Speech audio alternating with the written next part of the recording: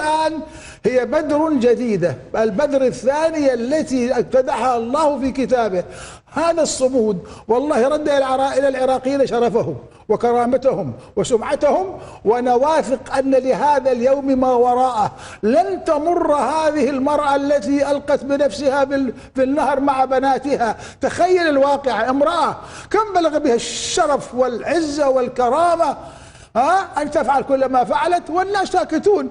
قال اللي يطلع لي حكومة جديدة ويجي لما تقضي قراط تقضي قراط والخليط، هذا الكلام الفاضي، والناس تموت جوعا على هذا الذي يجري إلى جانبهم 40 دقيقة. لو أرسل طيارة من هالطيارات الخيبانة طيارة واحدة ترميها من فوق باراشوت 5 سلات للتمر، والله كلهم كانوا وعاشوا، ولكن ليس في وسعهم هذا، بل هم يريدونهم أن يموتوا. وما أحب أحكي كل شيء، بل العراقي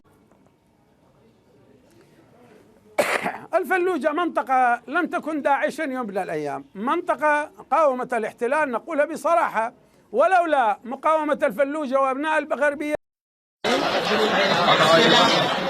السلام عليكم ورحمة الله وبركاته.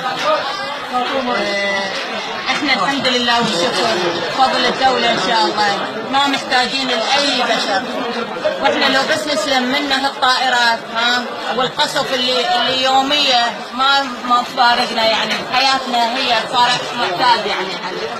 والحمد لله احنا عايشين بفضل الله